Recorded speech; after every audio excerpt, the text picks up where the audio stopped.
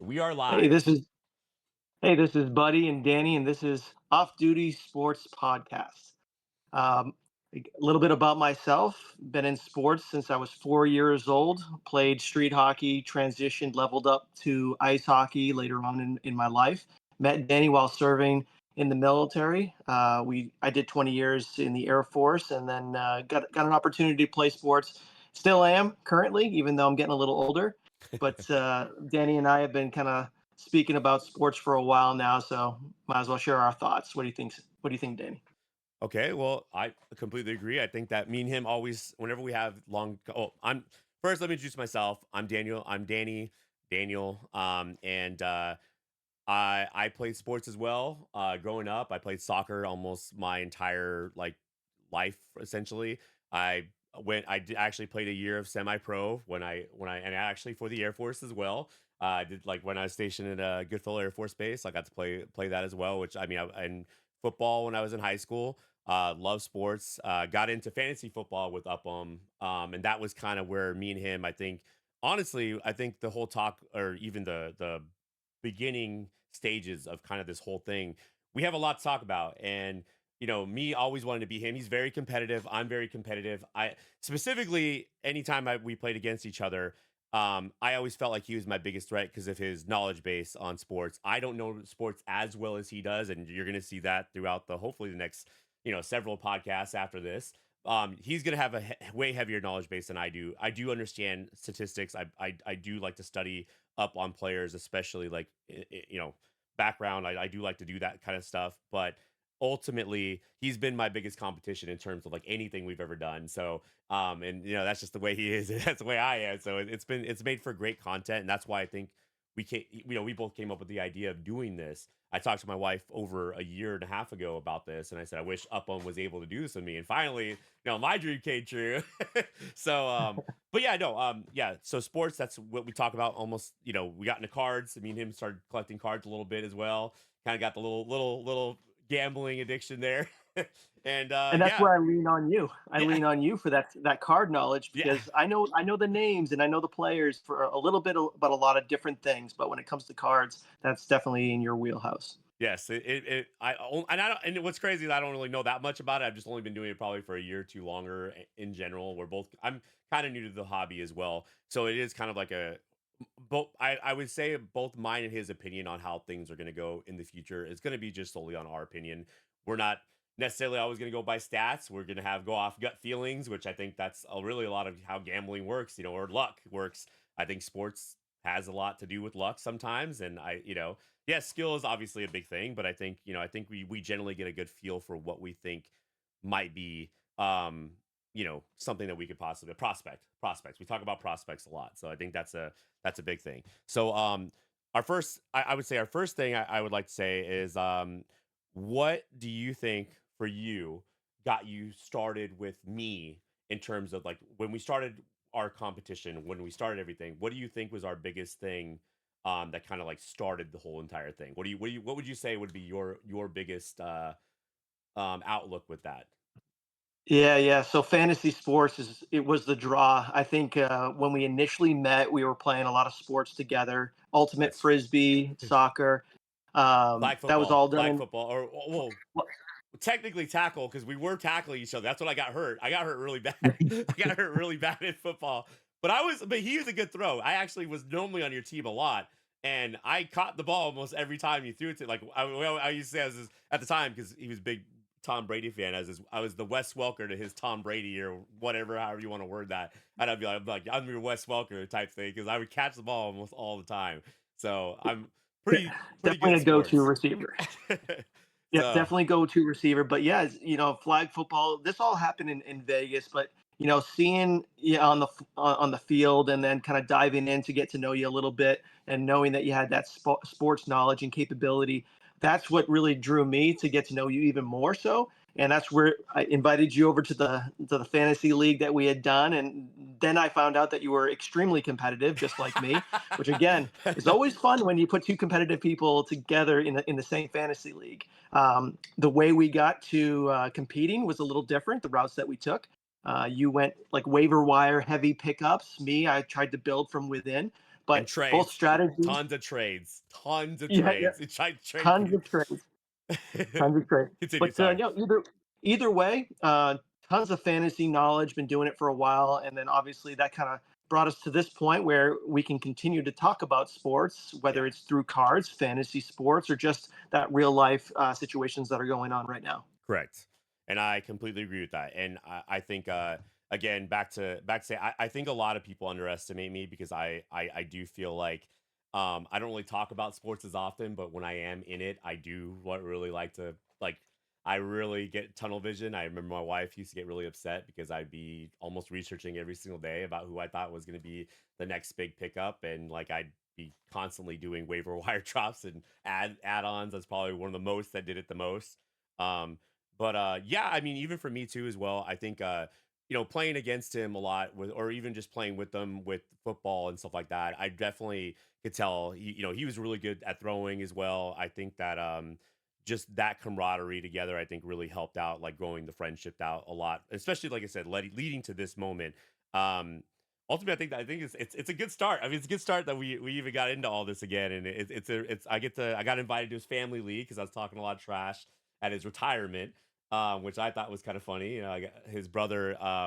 I do remember one of the biggest things. Him and his brother were always at the top of my list, my beat list every single. Like I had to beat him and his brother because he talked highly of his brother about his sports knowledge and how he even thinks his brother knows sometimes more about sports than he does sometimes. And so every time I played up on him and his brother, Buddy and his brother, I every week I was like, I have to have the I didn't want to lose against them because I thought they were my biggest contenders. And I did actually win. I want to say it was twice against you guys, once or twice. I know for a fact that one of our last ones, I think we had a few friends of ours like McNair, Nito. I beat all you guys. I want to say at least twice. So I'm doing something right. But I will say, I mean, it's all luck. It's all luck. Realistically, it's a lot of it's luck. And but we will be going into like our fantasy picks, I think, our top fantasy picks. I think that's something we will talk about eventually. Obviously, football season's, essentially starting here soon. I know that we could talk about baseball because I know hockey's in playoffs right now currently, which is one of our topics that we do have. And I want to say it's what the other one is.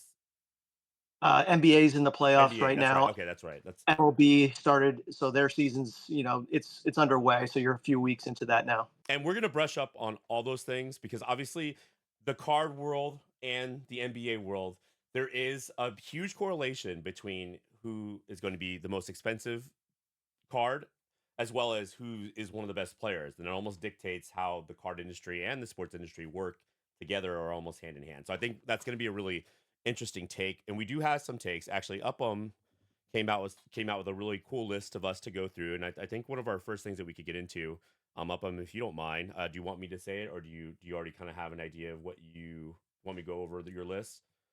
Yeah, Um, yeah, just start so us off. a current hot take on the NHL playoffs that started this week. And I'm going to get to my notes because I am not as versed as he is with hockey, but I do have my own take that because based on what I had to research this last couple days because I'm like new to hockey. I don't follow it as much. My biggest like sports person because I was from California was Wayne Gretzky. And then obviously the Mighty Ducks kids show, or the kids movie or whatever, when the Ducks were there, I've been to Ducks games and I've been to Kings games and you know what I mean? Like I've done that in California, so that was a little bit of my knowledge in terms of hockey, and that's and Bobby Orr, from My guy, the what team? the Boston Yeah, Bruins. I am yeah, everything New England. So when it comes to New England yeah. sports, I am the fan there. So Bobby Orr is my idol. Um, I love that guy and everything that New England sports stands for, which is usually championships, if I remember correctly. We'll see about that. Cowboys have a chance this year, which Yeah, that's what they say every year. I don't know. Okay, okay. So based on what I have here, because my hot take, I want to say my hot take first. Um, I actually feel like Buffalo should be beating Boston. I have Buffalo beating Boston for the playoffs this week. So And so I my don't know. brother and I traditionally bet on this, like these matchups and stuff like that. So I actually took Buffalo as well over the Boston Bruins, Oh my and gosh. and Oh and my I don't gosh. typically do this, but Betting I against your think own that team. That's insane. I don't even I think I can know, do that. I know, but What a hot take. I think Buffalo overall is a much better team. I think the Bruins are they could take a couple games. They've already taken one up to this point. Um, they're close games, so you never know. They could steal a couple, but I think the Sabres overall are just a better team, and so I had to go with the Sabres over the Bruins. Okay. Okay, I can see that. And then yeah, I mean, that was my biggest thing. I also think Carolina has a really good chance of uh making it to the Stanley Cup this year as well. And I based on what I'm reading, because I don't know a whole lot about it and I don't follow too much of it, but based on what I was reading, Carolina is one of the top teams to go. Obviously, I don't know in terms of like because I have to start keeping up with it because when we got this list, I wasn't even sure if we were going to be doing it this week or not anyway. So I was like trying to like, and we have a lot of other things that we're going to talk about, but I have Carolina as taking the entire thing this year. I don't know who they would go against, but I have Carolina taking the entire thing, and I still think there's other good teams that really are because I have Vegas as a top team, Utah, Edmonton, and Anaheim. I have all three of those teams because they're all playing this week, but I also think they're going to be some of the top teams that are going to be competing to get to that part. However, I do have Carolina beating everyone this year. That's going to be my hot take, I guess, if that's a hot take for this year. So that's I don't know. I'm not even a big fan of Carolina either. I would prefer the Kings to win just because I'm just Kings fan in general. But that's just because I grew up watching them. I don't know much about that, so that's It's going to be it's my biggest thing. unfortunate. It's unfortunate because the Kings are 0-3 against the Avalanche. Oh So my right now gosh. it's Okay. Well. so the two top teams, coming out of it, I thought were the Hurricanes 100%. Okay. The Avalanche also fantastic team, both being 3-0 in their series.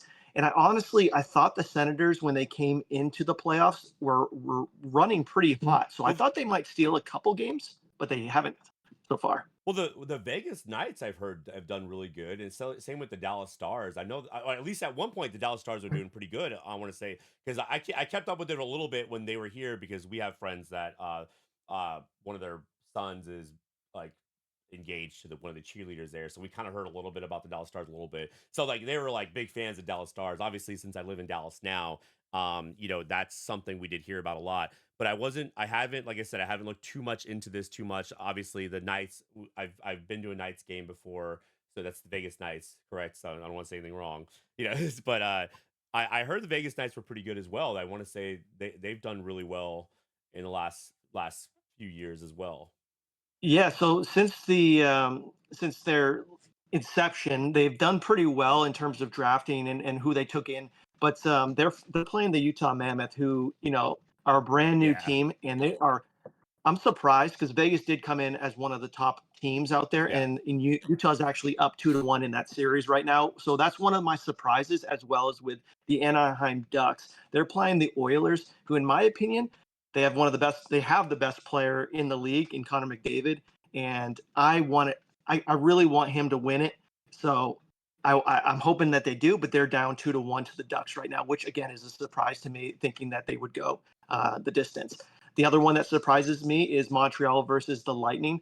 Again, I considered the Lightning to be the best overall team, I top to have bottom, and Montreal. they're I have Montreal down as well as I had them further down on my list, but that's I have to agree with you on that a little bit too as well because I'm trying to look up stats on these things. It's hard. It's a lot harder doing like looking up stats for hockey is a lot different, and it almost feels like sometime I'm doing research like on a football team. It's just or on a baseball team sometimes just because there's a lot of teams.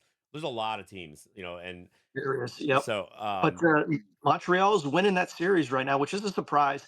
I think the thing that hurt me the most when it came to gambling so far is that Pittsburgh Penguins Philadelphia series. Um, I picked Pittsburgh to win that, and they are down 3-0 to Philadelphia. So it's not going well for me at all.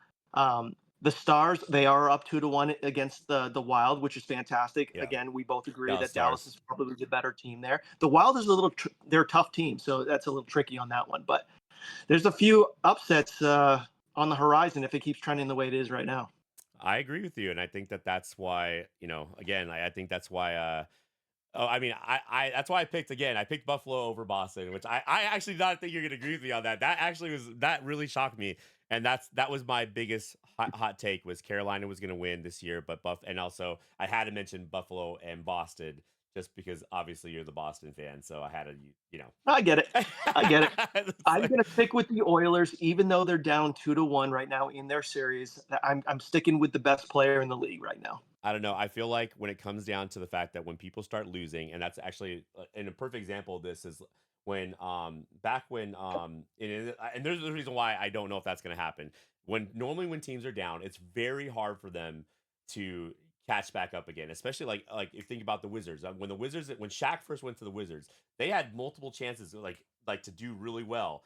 Like and the second because they were all a young team. Shaq was one of the best players in the league at the time, because you have to think about who was on that team. And they failed, I want to say, what, 2 years, 2 or 3 years in a row before they actually won anything. I want to say and I want to say when they got, oh my gosh, he went from the Bulls. Oh my gosh, the goggles, dude. Jordan, No goggles. He came from the Bulls.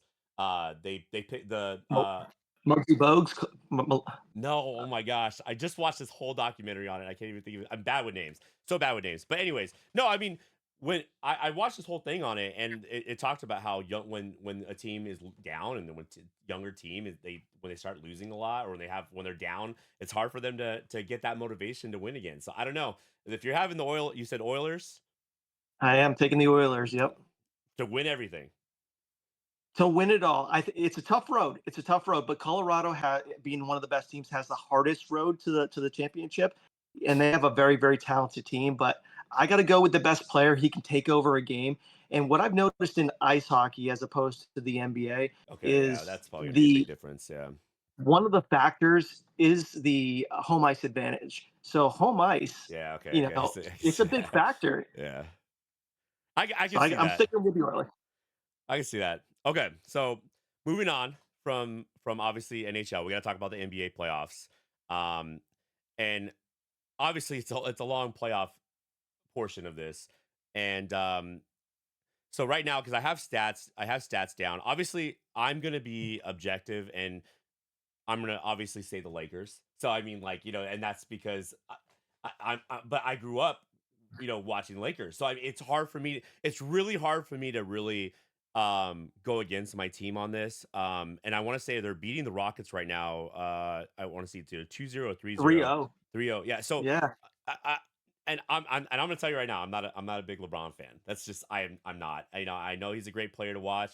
There's a lot of things I just don't that's the biggest thing that turns me off to watching basketball in general is I can really really enjoy like the era of Shaq, Kobe, and Michael Jordan was such a fun era to watch. If you watch how these things went down, it felt like you were watching like a movie or like a weird play, or it's something about it felt really magical when it comes to the way they set up. I mean, even just the Golden Suns when they're having all like every best player that is on their team. It's like, well, who's gonna win that year. The only time they're gonna have a chance is if LeBron's playing. If they're playing against LeBron. And even that, that's a rare sight to see. You know what I mean? Like, I don't know.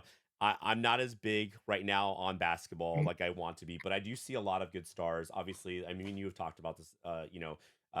We have Khan, we have Cooper Flag, we have Victor Wembanyama, and those are big names right now that I think I'm hoping will change how the future is going to look for basketball to where I like a more spread out team. I like to see teams that have a chance of winning as opposed to the same two teams winning every single year. I don't want Boston to win anymore. I think they've won enough.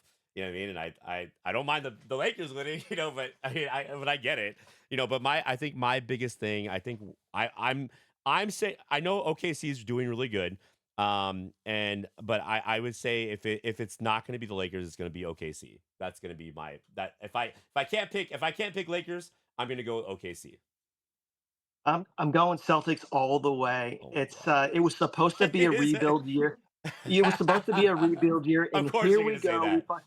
We got rid of our some of our five of our better players. Not our two best is Brown and Tatum, but five of our players we shipped out the door, and we were rebuilding. And here we are. in the playoffs, playing the Sixers. The fact that the Sixers took one game is amazing to me. They should take the rest, hopefully. But I'm taking the Celtics all the way. The Lakers are actually my biggest surprise so far. The Houston Rockets were really, really good, and they're very, very Well, young. Rockets I are didn't. Rockets. I was kind of surprised when the Lakers had a 3-0 lead on them. That was a little more shocking to Yeah, me. I wasn't expecting that. But the Sun, but the OKC is beating the Suns, I think, as well. I think OKC is in the lead as well for right now in the playoffs too. So yeah. I think they look really good. Detroit's looking good. And then what they have Cade Cunningham as well. So like I don't know. I think there's some good young talent out there that I think it's gonna be fun to watch. Like I said, I have to start watching these things more often now because I'm trying to. I work so much, so it's hard for me to like.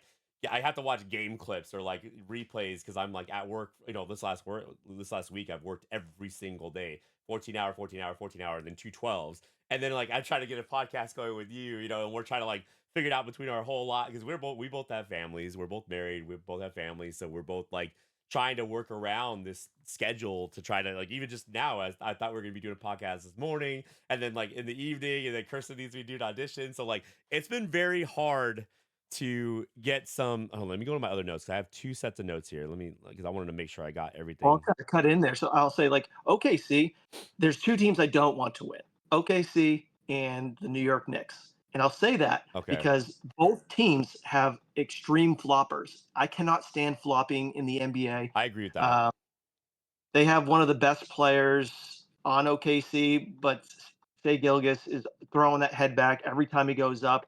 And then obviously Brunson, he's doing the same thing. I'm not saying that they're not deserving of foul calls, but it's extreme, and I don't want I don't want to see either of those teams win it. Okay, I can see that. I don't want the Celtics to win it. So I mean, I totally get what you're saying. Yeah, I don't want the Come back Celtics to win another it. year. I don't. I honestly, but if they're restructuring their team, obviously, and they know what they're doing. You know what I mean? They have a. I'm sure they have a huge budget. Just you're talking about like those massive teams that are just like that can literally afford to really rebuild their teams. You know what I mean? It's not like we're dealing with an Oakland A's situation, in terms of baseball where they're like scrounging for players and looking for No, it's definitely you're dealing with a titan of a team. You know what I mean? With like just like the Lakers, just like when you're dealing with those types of I would say what would that be called when they're like up there at the top? I mean, just like the just so with the huge budgets and stuff like you know what I mean? Like so everybody's got the same budget in the NBA. yes, The difference is we have Brad Stevens in the GM spot up there, and he is able to draft effectively, and he gets every contributions from the lowest guy on the bench. We have a fantastic team, and you would think losing 5 players off the top, you'd be in trouble. But we're doing better because we draft well every year. We make the right trades. We're under the salary cap apron. So we're doing very, very well. Other teams, not so much. They're taking in some bodies, and they're gonna start struggling because they can't afford everybody on that team, So what do you especially think? OKC. So what do you think of the Luka Doncic trade? What do you think of him going to the Lakers? Do you think that? I mean, that's why I'm. Which obviously he's not the same Luka Doncic when he first got into the NBA. I think he's getting older and he's getting a little chubbier. You know what I mean? You look a little like me. You know what I mean? What are you thinking on that? Do you think that was obviously a good trade for the Lakers, or do you think it was a bad trade for the Lakers? That's a fantastic trade for the Lakers. It doesn't even, it makes no sense by the Dallas Mavericks to trade one of the best players in the league. You gave up essentially nothing to go out and get one of the best players. You got Anthony Davis, who essentially is a glass wall who shatters every season. He's good for 10 games a season. He's a great player when he's on the court, but Luka Doncic is always on the court. That's true. That is true. No, I will say this. I did hear, and we talked about this a little bit before, about that trade a little bit. I did hear rumors. I do have a tie-in a little bit with the owner a little bit. So I've heard from people saying that they leveraged the Doncic trade as a threat, kind of to say like, "Hey, we want a casino built here." I'm not going to mention any names because obviously I'm not trying to do anything like that. But we want a casino built here. If that doesn't happen, we're gonna basically like almost like screw Dallas over type deal. and losing our best player in Dallas, or not our, I should say Dallas's best player because it's not my team. Um, I think that was kind of like a leverage point to kind of make a point, a statement, essentially, to kind of get what you want. But that's just my take on that. So yeah. So anyways, yeah. So anything else you want to add there, Upham? Anything else you want to sit there and talk about, or especially specifically to basketball specific? Anything else you want to bring up? Yeah, no, honestly, with the Doncic thing, I can that would be the only thing that makes sense to me. It was crazy. It made sense. Oh, you're cutting out a little bit. Yeah, so hearing what you had to say about it is amazing. Yeah. Okay. So we are on our next section. Um, you put down, and I this was another. There's so many. Like, this is going to be a big topic, and it's going to be hard to figure out because we in the card world it doesn't translate well, so it's hard for me because I've been trying to keep up with baseball a little bit more too as well. MLB youngsters with star potential. Um, I have down Connor Griffin. That was my. I'm gonna give my picks first because I feel like you have more knowledge base, so think it's only fair to sit there and say like what I think, just because I think that you're gonna be able to. Kevin McGonigal is the other Hmm. one that I have. Those are my top 2 that I have for, like, I would say the most potential, for baseball right now. And I'm trying to look at my other notes because I have those are the 2, and I had some side notes here somewhere. But go ahead, and if you want to go ahead and add yours in here too as well. Yeah. So, like, straight off the board, Nick Kurtz last year for the Oakland Athletics won Rookie of the Year. That dude put up some monster numbers as a rookie. He's going to continue to just pound the ball. He started off a little slow this year, but he's got good things lying ahead from Connor Griffin, obviously, Yeah. fantastic player. One of the guys I'm kind of looking forward to seeing, at an MLB level is Seth Hernandez. He's a Pittsburgh Pirates pitcher, and this kid is crushing it. He is striking out everybody. I'm pretty sure he hasn't given up a run yet in 3 ML or minor Really? league outings See, yet. This kid is I didn't striking know out that. everybody. That's actually So pretty this cool. guy, yeah, he's young too. He's like 19, 20 years old, and he's just striking out everybody. What about Bryce Eldridge? Eldridge is good. I mean, I liked McGonigal. You mentioned him. He's good. Eldridge, long term, I don't know. I don't know about him. Okay. That's Roman those. Anthony, love him Okay. because he's a Boston guy, but he's not having a great season so far this year. Um, Samuel Basago, great catcher, tons of power. But there's a couple young guys. This last MLB draft wasn't fantastic. You got Yeah. Murray Connolly, I- who's crushing the ball, but he strikes out when he's not crushing the ball. right. Leads the MLB with like 11 home runs right now. And to piggyback back off that, the card world I feel like as well has not been kind as well in terms of like, because when we pick up cards as well, you start to look for the rookie players that are coming through that are going to have like breakout years, or there's not huge prospects in terms of the card world that translates well into, like, if I'm gonna go pick up those packs, I'm like, there's no one that I'm like sitting there thinking that's gonna do super well, except I did pick up that oh my gosh, he was a shortstop. I told you about him the other day. I had an autographed it was an auto. I don't remember who the player was off the top of my head. I want to say, was it the A's? Shortstop for the A's, maybe. I'm trying to remember now. I mean, I wish I wrote it down because I'm just, it's coming up off the top of my Wilson. head. Yes, yes, yes, yes, yes, yes, yes, yes. So I mean that, but I mean, even with that, I mean, again, it wasn't like a huge prospect. It was just more like, it definitely. I'm hoping that they'll, but I feel like there's not like a huge, like, what you call like a Titan player, like a Aaron Judge or a Mike Trout or a Shohei Otani. I don't, or Bobby Witt Jr. Like, and obviously Bobby Witt's probably on the second tier of like the top tier. But I mean, like, I just don't see anybody like that stands out in this current draft. That's just what I've seen so far. It's it's so tricky with baseball. My take on it is you don't really know who the superstars are going to be until a year or two into playing Major League Baseball, because there's so many players that will kill it in the minor leagues, and then as soon as they're pulled up to the majors, they struggle. So it's a crapshoot. Nick Yeah. Kurtz, he stands out to me as a guy because he came into the MLB and he produced right away. Bobby Witt, he's a flashy guy. He produced right away. Ellie De La Cruz, huge guy in the card industry because he came up and he's a flashy guy. Yeah. He's five tool player. He can steal a ton of bases and hit a bunch of home runs. You're looking for those top players, Tani, who can pitch and hit. You want guys who can do a lot of different things and excel at it. Yeah. And that's the ones that you want to get their cards. It's just hard to find in this previous draft. I can agree with that, and that's why again it was kind of like a I don't know, not a letdown or anything like that because obviously they're brand new to the MLB. You never know how it's going to work out for them. But it does kind of kill the card industry for me at least because I like collecting it. So I didn't see The anybody that only was like super like man I need to get this card ahead of it. I really didn't see that for that specific thing. But obviously if we're talking in terms of like fantasy baseball or something like that, which is something I've gonna learn to try to get into a little bit. Having someone that could do a decent job with, I think is important.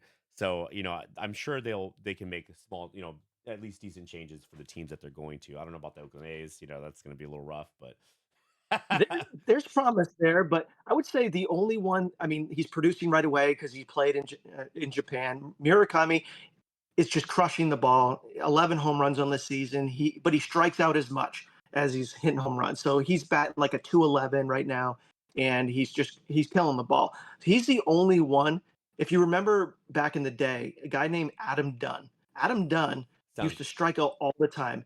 He used to hit like 200, but he used to hit like 40, 45 home runs. So that's what he reminds me of. So he's exciting to watch because you never know when the ball comes off the bat, it's probably going to be out or he's just going to strike out. okay. That I could see that, and like I said, I mean, this will be interesting. Like I said, like now I feel like since collecting, it's got me more into learning about more players. So it has been a little bit more fun to try to like pick up and I don't know. I feel like everybody's kind of gotten more into sports now that the card industry is booming right now. So it's been a little bit sports in general. I think has been a little bit more exciting just to see who these prospects are and you follow them.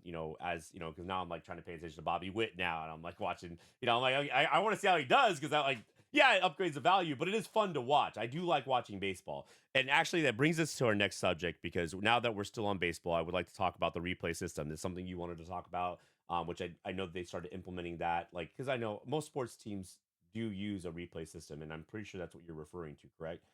Using the camera to sit Yeah. there and watch certain things happening, which, as I've already noticed, it's becoming a problem. Partly because already baseball is a slow sport as it is. Like it's a slow moving sport. Hmm. When you're especially when you're dealing with like when teams are tied and you're in the 15 inning, and you're waiting to get these things done and you have these, that but at the same time, I was watching this thing the other day. So now I'm doing research, so now I'm watching these things. And so I watched something the other day where first basemen are now starting to go move forward closer to the pitcher when when people are trying to um steal the base. So when someone's on first, they start to do the lead, right? When you're on first base, you start to lead and because you want to get the chance to steal.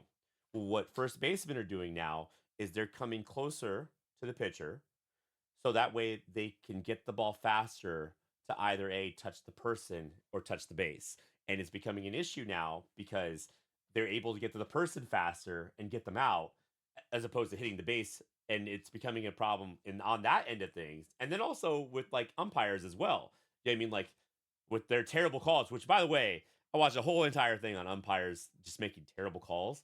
And I don't know why they aren't being penalized enough like with their terrible calls.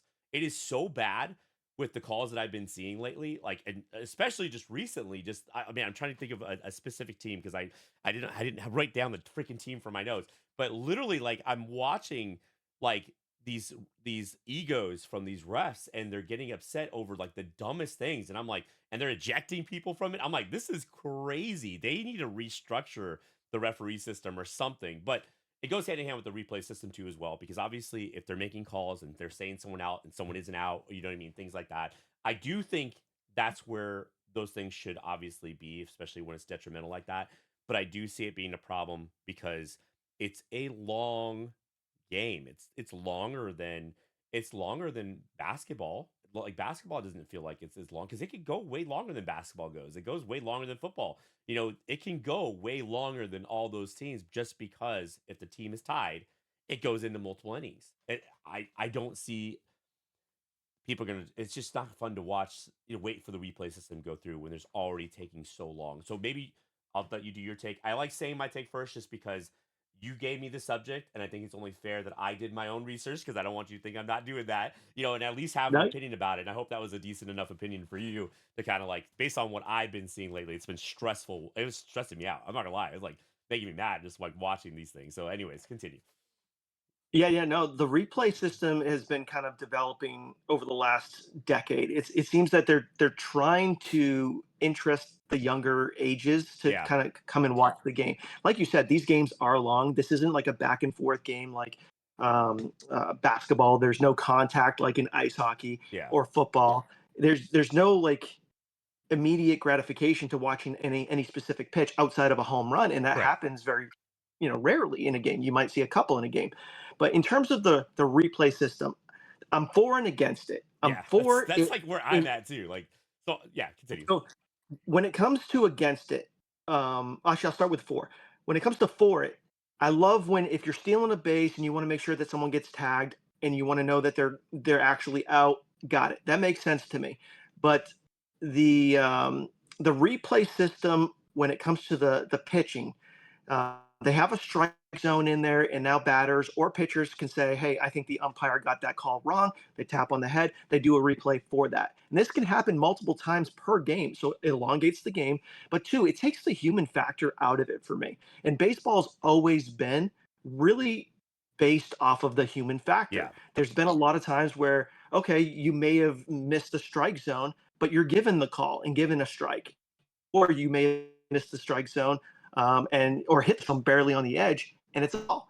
At the end of the day, I like when it comes to balls. I don't like the replay on that side of things, but when it comes to replaying on stolen bases and being tagged out, I do and I do like that piece of it. and to piggyback off that a little bit, I will say I feel like where it can be abused is also not only just the player's fault, but also the ref's fault. I feel like they also play like based on what I watched this last week, watching the referees make very bad calls, very obvious bad calls. It wasn't like even for me not knowing as well, like I know baseball enough to just understand where the strike zone's at. And when I'm actually seeing like, oh, that's a strike, and then they're saying ball, and I'm like, hey, whoa, wait, I'm not even for this team right now, and I'm seeing this happening in real time. And this is where I'm like, it sucks because I don't want them to have to call a replay, but at the same time, the refs are making really bad calls and like stupid calls and like double downing on it, and then like I don't know, it, it's weird because like you said, it takes away the human factor. It does make for exciting games because you have the coaches coming out there and like arguing. That's Yeah, fun. That's obviously really fun, but that part of it, I will say, is probably like again, it's just it's weird because I like seeing it. At the same time, I'm like, I do think that there's some unfairness because if the referee doesn't like the team, they're gonna make the calls the entire game, bad calls the entire game, and that I think and that you're leaves limited. right, right, Yeah, each you're only allowed so many, replays yeah, per game. But I watched a game. Salvador Perez was catching, and back to back to back pitches, and they were in the same spot. He tap on the head. They replayed it. Okay, he originally called it a strike, and it was out of the strike zone just barely. But Salvador Perez is a very tenured catcher, so he knows the strike zone very very well. So he called it. The umpire changed the call because replay said to, and then the very next pitch, same spot, same miss. Umpire called it a strike. Salvador Perez tapped on the head. They replayed it again, and it was called a overturned. And then they did it a third time. Three challenges in a row in a single at bat. One that prolongs the game tremendously, but yeah, three. If the umpire is making the same mistake three times in a row, like you said before, there yeah. should be some repercussions to doing. Which I've come to find out there really isn't a lot that they do to punish the refs, which I don't understand that at all. That to me is, I think, where the MLB's failing. I think, like, and I get it. Like, I understand that there has to be some leeway. I get that a lot, but there are so many videos I can pull up, even just right now, showing refs just being egotistical, not even necessarily just making bad call, but just being egotistical. And when you're that egotistical, that means you're not afraid of losing your job because that means no one's going to fire you. There's no repercussions. There's no punishment for how you're behaving. And I feel like Mhm. that's a problem. That's the biggest problem I have right now for MLB currently, just with the replay system, and that I do think it should be used sparingly. And I get that we're all humans, and you can make the same mistake maybe twice, but 3 times, I'm like, okay, like, I would love to see it come down to a umpire's ability to call a game correctly, a percentage base. Say, okay, if you're below a 95 correct call rate on strike zones, then you should be docked some type of pay. But if it's that's if you're actually not a above bad it, maybe idea. give them a bonus if they're in the Yeah, yeah, that's 97%.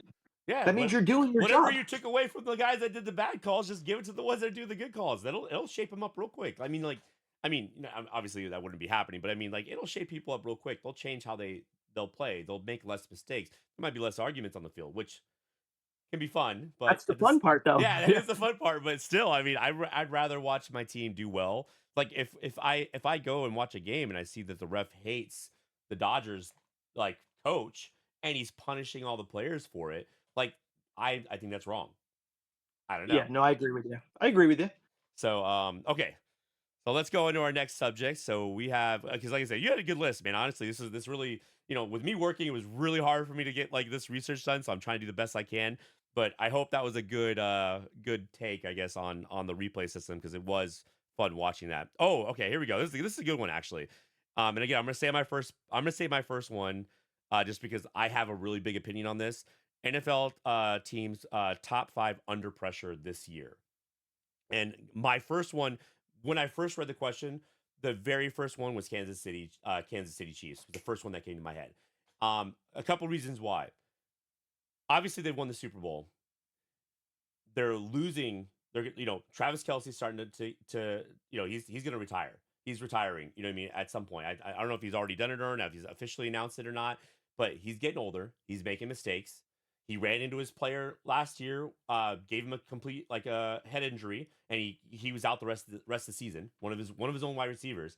You have a lot of mistakes being Mhm. made that I think, and then you have Patrick Mahomes that's like now constantly under pressure right now. He's constantly like has tons of pressure when he's playing. And who knows? Maybe that could be for the fact that he is who he is, and maybe that you know, maybe defenses are playing a little harder on him just because of he's already won Super Bowls, and he's.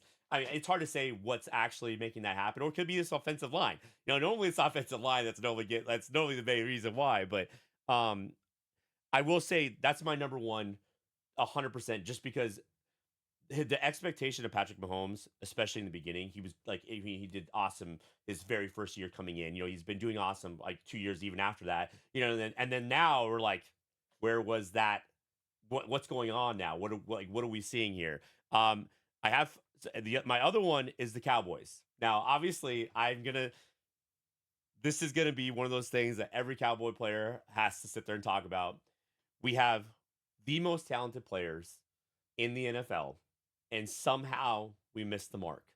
Whether it's bad play calling, whether we can't seem to ever win in our playoff seasons. We can't even beat the first game, which is like the very first game in playoff seasons. I think we've never won since prior to Romo, which is like that is freaking. We have the one of the biggest. And I understand everybody has the same budget, but we already know how that all works. You know what I mean? Players, no, Cowboys for years were the number one franchise team, second or maybe Patriots, and then were competing at one point, because when Tom Brady was in the league, obviously people were purchasing merchandise more than probably anybody else, any other team, with obviously with Cowboys, and I know that the Patriots are probably top one and two. I don't, and I think that may be vary per year, but even so, even when the Cowboys aren't doing well, that's crazy that they're still like number one or two spot in terms of merchandise that they sell based on the player talent that they have. And so there for me, my second biggest thing, partly because they're my team, so I'm putting them up at number two. I can't put them at number one because I think, like you said, when you first asked that question, Chiefs were the number one. I'm like, I don't know what's going on with the Chiefs this year. I don't know what's going on with them last year. Watching them play look like I'm watching. I'm not gonna say high schoolers, but like just like it was just there's a lot of confusion too. It's like it was really hard to watch those games, watching them play. And I'm like, and I have teammates on there, like I have Travis Kelsey as a tight end, and I'm not gonna lie to you, dude, I was getting frustrated.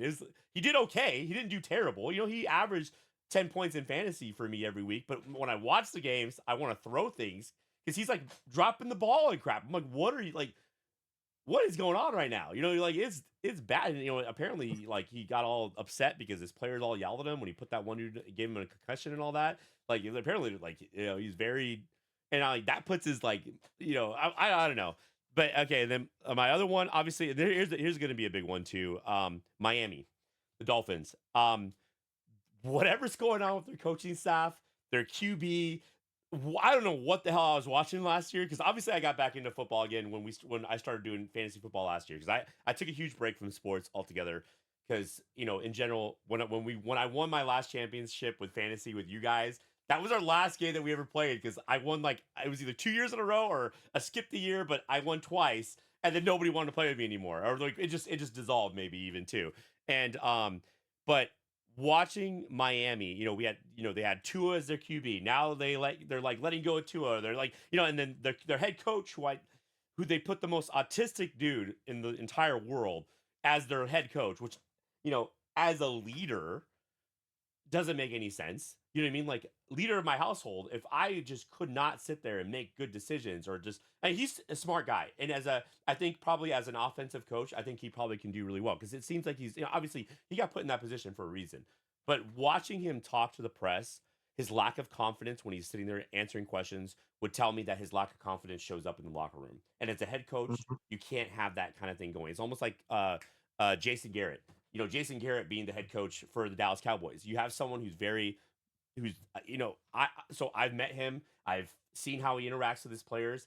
It is not a fun thing to see when we're losing and he's just on the sideline clapping and I'm like I this is like that's why I took such a long break. I just was so frustrated. Jerry Jones is still alive, and I don't wish death upon anybody at all. I'm not saying I wish death upon Jerry Jones, but at the same time, he needs to step down as head coach. He just needs to step down as head coach. Let his coaches run the teams as they're supposed to. The pickup for Mike McCarthy, terrible decision. I didn't think it was a good decision. Aaron Rodgers hated him. Why would you put your main QB hates the head coach?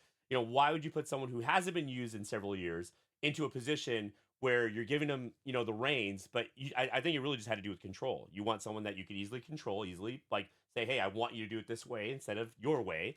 And you just put a coach out there. It was probably because he hadn't been coaching a team for years, I want to say. And you gave him the reins to the Cowboys because, hey, I could tell you what to do and you're going to do it, you know? So, and now McCarthy's with, they just did that shady thing too oh my gosh, who was it? Who did Mike McCarthy go to? The team that they went to, he went to. Uh, I don't remember who he went to, what team he went to. It wasn't Minnesota, was it? Now, see, I gotta look this up. There was I don't know if you saw did you watch the draft thing? Who they picked up for the No. draft? So they picked up a wide receiver that Mike McCarthy. So there's been talking amongst like what was going on with that. There's like a whole this drama with it. So the Cowboys picked up, I want to say it was a wide receiver that Mike McCarthy was gonna pick up. Got that information got brought to them. They used that as trade bait, I think, to Philadelphia and to get like 3 4th round picks or something like that in a row. Oh yeah, it was like, dude, oh bro, there that was the dude. I will say that was smart, but like I guess the Mike McCarthy was pissed, pissed because they got 4th round picks, like just basically right off the rip, and they traded that wide receiver over to him. So the wide Oh receiver my that Mike god. so that was I thought whatever Cowboys I hate how they do things sometimes but that was pretty funny but yeah so that okay so those so how many have I said so far that's my Well, third one. you had Kansas City, you had Dallas, Okay, you had Miami. all right, okay, and then I think my last one was I did four as I was like I don't want to do too many anyways and so I have down on my last one as I had the Lions, only because I feel like the Lions, I feel like there's big expectations for the Lions, and I kind of want to see them do well, but at the same time, like I would say that's probably my fourth down from like the most pressure team that I thought that was probably under the most pressure because they do things right really well. They picked up Calvin Johnson. They went back in the day. I'm talking about back in the day. They had one of the best O lines in the entire NFL at one point when they had what's his face's QB Matt For what was that Stafford. Matthew Stafford, that the best O line in the NFL one year. Next year, all of a sudden it falls off. It's like, and you had the best wide receiver in the NFL, probably the best ever to really live. I don't really think of anybody that could catch, that was as tall, that could do everything that Calvin Johnson could. They had literally all the tools. And Matthew Stafford's a really good QB. Even as he's gotten older, he's still a very good QB. I would say, and their QB now, was it oh my gosh, I'm so bad with names up. You're gonna know this better than I am. Which They're team? for Detroit. I can't think of his name off the top of my head. So he came from the Rams. It was Not Josh Allen. Is it? No. no, I can't think of it either. I know who you're talking about though. He's like a check down quarterback. He played for the Rams for a Jared while. Goff. Jared Goff. Bradford. Jeez. Oh, Jared Goff. You know, I see what they're gonna try to do. Jared Goff isn't terrible QB either. Um, he's better than some of them that are out there right now. But those are the other ones that like I said, with them, them obviously picking him up. I'm hoping to see what they do. That's the biggest four teams that I was like, okay, these are the top four teams that I think probably under the most pressure right now in terms of like what I think, you know, their fan base maybe. Um, I don't know. I didn't put Patriots up there because obviously you guys have had so many Super Bowls that you guys have won. And not only that, what's his face? What Drake May did really good last. I mean, he did pretty decent last year. He wasn't Tom Brady status, but you guys are never gonna get that again. You guys are never gonna get that again. And if you do, I'm going to literally just like never watch football again. So I mean, like I think for what you guys have, I think that's great for what you guys have because you have better QB than probably. I mean, he's at least a top 10 QB, I think, at this point. oh yeah, I would say so. Top 10. I mean, you're not. I mean, Prescott's been like top 9 for the last 8 years he's been in the NFL now. Forever. Yeah, so I mean, like number 9 like forever. I don't think he's ever really dropped below that. Maybe his first 2 years, maybe, but that's about it. But Great regular season quarterback. yeah, oh Great. yeah. Playoffs though, it's like we don't even know what that is. He So wants to hit his beach house as fast as he can. So he's just like, let me get out yeah, of that's these true. playoffs Yeah, as quickly. that is true. Now, in Okay, terms of pressure, when I started thinking about this, I'm thinking as a fan, I'm yeah. thinking Patriots is number one because here's the reason. Here's the reason why. Oh my Um, gosh. Last year, not last year, the year before last year, we were a garbage team. Terrible. We had so much money on the salary cap. Drake May was a rookie. There was no real expectations. We went out in free agency. We got a bunch of guys. Can I Go just say ahead. one thing real quick? You Yeah. don't deserve to be a really good team again. You don't deserve it. Your team does not deserve to win as much as they did last year. What you guys did? Yeah, you guys have had actually ever since Tom Brady left. The team has not been good. It hasn't up until last year. Up until last year, You yep. guys have the most Super Bowl wins out of any team in the NFL. Your expectations of your team is insane because I think you don't deserve that. You don't deserve that anymore. You Well, don't think deserve about it. that. I don't want to see you wear your stupid jersey of your best player anymore. I don't want to watch that. I already have to look at it already. I don't want to see another person on there. New England we have high expectations as fans for all of our sports teams. This is the city of championships. All right, Yeah. we're talking about Boston being in the playoffs continuously. The Celtics are going for another championship this year. The Red Sox are a little bit outdated because John Henry stinks over there, but the Patriots continuously show up. We had an off year. We did have a couple off seasons, but we're back at it. But I think in terms of pressure going into this next season, can they replicate last year? Or was it just a flash in a pan? Like, are they the terrible version? Or are they last year's version where they made it to the Super Bowl? I hope And it's the latter. So yes, I hope I, they're the terrible version. and I hope for the opposite. I want them to go out and get AJ Brown. I've heard rumors that that is a done deal. That AJ Brown Mm. is coming over to the New England, which is going to really Oh my goodness. solidify that wide receiving core. I We hope got not. Dobbs. I've been hearing that too, and I hope that doesn't happen. I really just hope that doesn't happen. We got Dobbs on the other side. We Yeah. still have some of our guy Booty from last year, but we just drafted an offensive tackle. Uh, he's going to be under someone's wing this next year, essentially. Um, I think that there's a lot of pressure to repeat what they did last year and hopefully compete for another Super Bowl. So I put them as number one. I put the Dallas Cowboys as the number two Oh, okay. because Very again, good.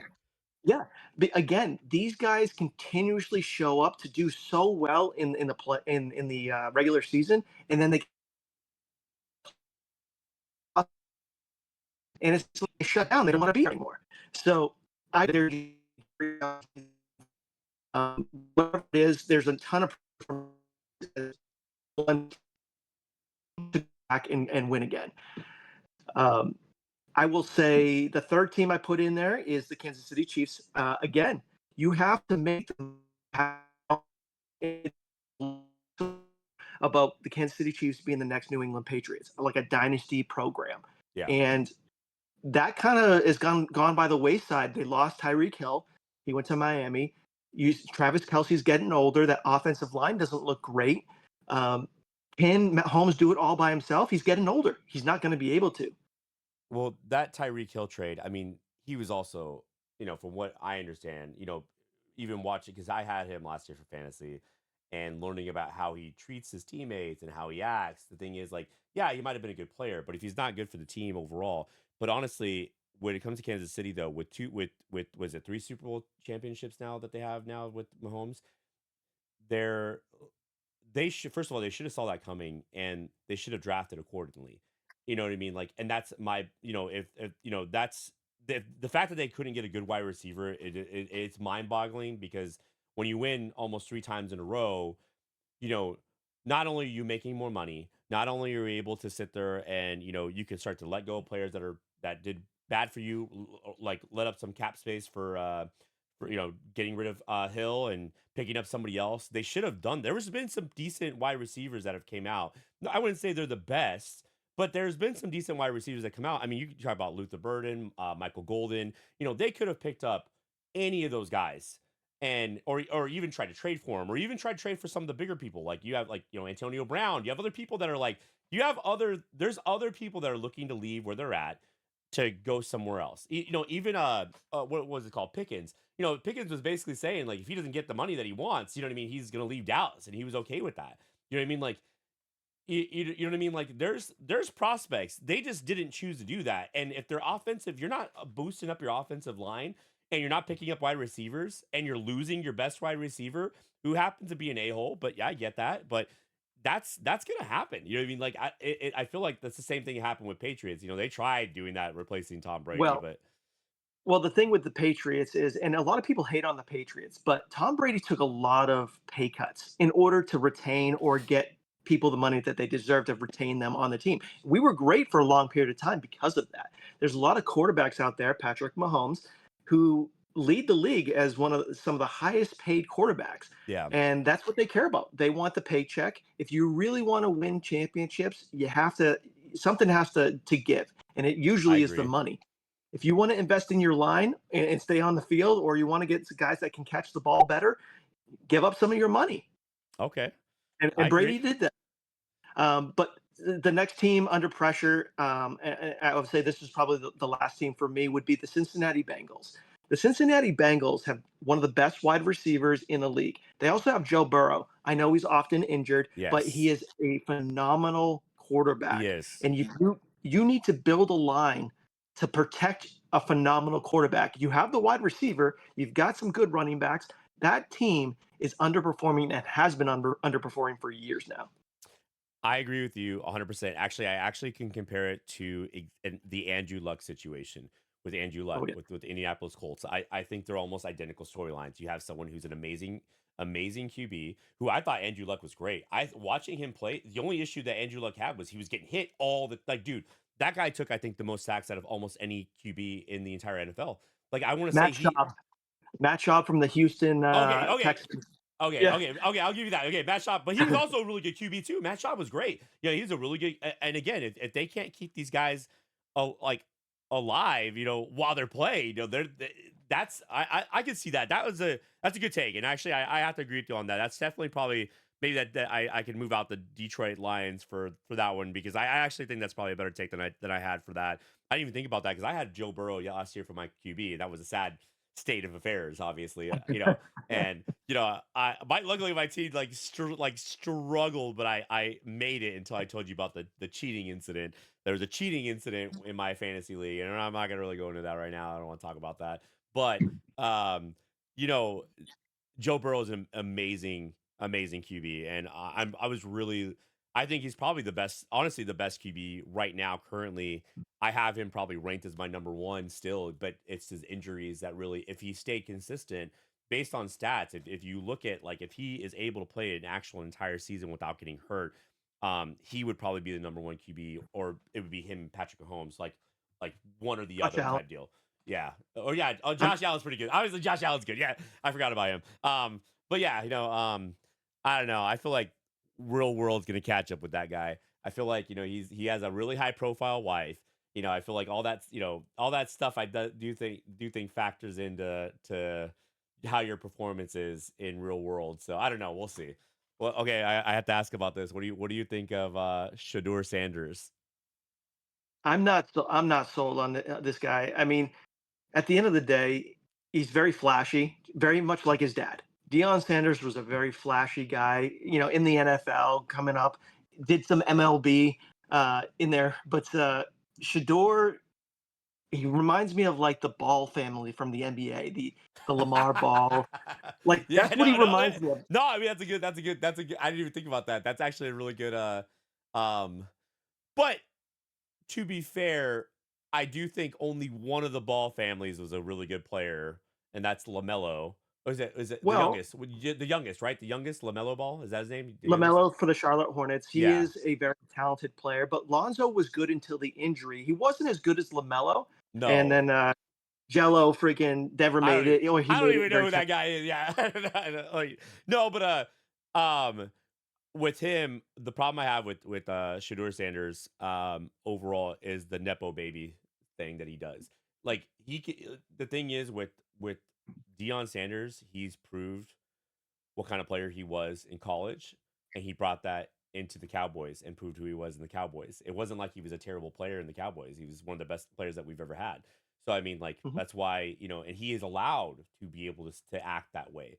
I don't think Shador Sanders has done anything in his career that that gives him the ability, other than his dad, to have that kind of mentality. And then you have someone that, when you hear them talk, you have one guy that talks like, he's very good with Deion Sanders. He talks really well. I've met him in person before. I've met him actually several times before at like the combine. I've met him at uh uh oh my gosh, what is it called?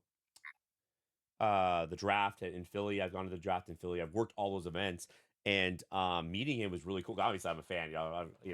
I'm really excited to meet them. You know what I mean? So I got to talk to him. He's smooth. He talks really well. When you watch Shador Sanders interviews, I it reminds me of remember that movie with Brendan Fraser and Bedazzled. I don't know if you've ever seen it before. And he's doing his thing where he's wishing everything, and he wishes to be like a tall athlete or a basketball player. And they start interviewing me. He's the dumbest person talking in the entire room, like just super slow. That's my when I see him talk. That's literally what I see when he talks the entire time, and he acts as flashy as he does. And I'm like, all right, I think this I is hard to think watch. what's hurting the league is the NIL money at the college level. So these guys, they're marketing themselves out there, and they're pulling in college a ton of money, and they get that exposure early and often. Don't get me wrong, Shador Sanders had exposure with his dad already, but then you start paying him a ton of money through the Yeah, NIL, yeah. right? And it's just it becomes a mess. Um, yeah, at the end of the day, your on-field statistics and play will do the talking for you. Just shut your mouth and let your play do the talking. Or learn how to talk better. Or yeah, coherently. um, but no, I just want to see your take was on that. It was kind of like a more random that it's not written down or anything. I just want watching him. Have you watched his interviews at all? Have you watched any of his interviews? I try not to. It's It's so cringy. hard. It's so hard to watch his interviews, and I like to like look up players, and but you know what's weird is he has a really split fan base. You have a lot of players that want him to play over the other QBs, which is I don't honest. I don't really feel like he did anything that amazing last year, but he also was getting switched around. There wasn't a lot of play time. I forget who they had. They had other people playing instead. But I Well, don't know, they drafted 2 quarterbacks which last is year. So at the end of stupid, the day, stupid thing to do. despite I don't really like him as a player, but despite all of that, based off of where he was projected to be drafted, where he was drafted, I do want him to succeed to prove people wrong. I know that he's a capable quarterback. Is he a Lamar Jackson? No, he's not. Is he a No, Drake May? No. Is he a Trevor Lawrence? No. But I think that he's a serviceable quarterback. Dylan Gabriel, that's who they played last year for the majority of the he year, did and terrible. had practicing with the top practice squad. If you, as Shador Sanders, are not practicing with the top guys each practice, you're not going to be prepared when they toss you I in agree there. with that. I So agree with that. That's true. I want him to succeed, but at the same time, I want him to shut his mouth. Yeah. So Okay. All right. Now we're into our final couple topics. We've actually we got a good amount of content in, man. Honestly, this is we're down an hour. We just an hour talking about those, and we really could talk about honestly whatever we want. But I mean, like, let me see. We're getting towards the end here.